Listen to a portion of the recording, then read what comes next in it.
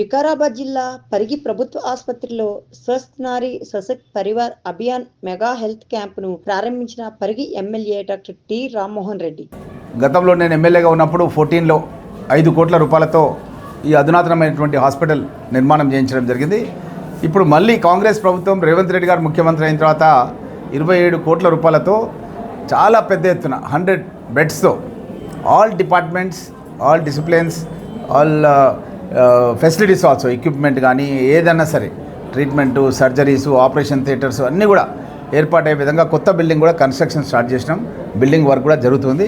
అయితే నాకు సంతోషంగా ఎందుకుందంటే నా సొంత medical college T Rammohan Reddy medical కాలేజీలో పట్టభద్రులైన డాక్టర్స్ కూడా ఈరోజు సేవ చేయడానికి నా నియోజకవర్గానికి వచ్చి డాక్టర్స్ బృందం కూడా వాళ్ళందరూ కూడా ఇక్కడికి, వాళ్ళ అధ్యాపకులు వాళ్ళందరూ కూడా కలిసి ఇక్కడికి వచ్చి వాళ్ళకందరూ కూడా అవగాహన కల్పిస్తూ సమాజం పట్ల మనం ఏ విధంగా ఉండాలి అన్నది వాళ్ళకు కూడా ట్రైనింగ్ ఇస్తున్నందుకు వారికి అందరు కూడా నేను ధన్యవాదాలు తెలియజేస్తున్నాను.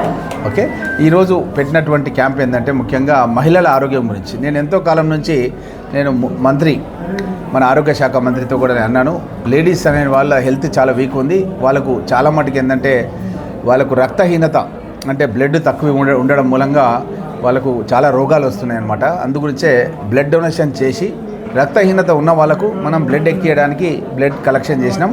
వాళ్ళకు మందులు ఇస్తాం, పౌష్టికరమైన ఆహారానికి సంబంధించినటువంటి ఏదైతే విటమిన్ ట్యాబ్లెట్స్ ఉంటాయో ట్యాబ్లెట్స్ కూడా ఇచ్చి వాళ్ళకు బ్లడ్ కూడా ఎక్కించి వాళ్ళకు ట్రీట్మెంట్ ఏమైనా చేయాలంటే ట్రీట్మెంట్ కూడా మహిళలకు చేపించే విధంగా మెగా హెల్త్ క్యాంప్ను ఈరోజు పరిగిలో నిర్వహిస్తున్నందుకు చాలా సంతోషంగా ఉంది.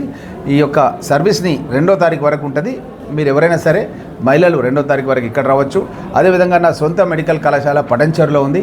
నేను బస్సెస్ కూడా ఇక్కడ నుంచి ఏర్పాటు చేస్తాను. మా గ్రామాల్లో మా యొక్క నాయకులు ఉంటారు.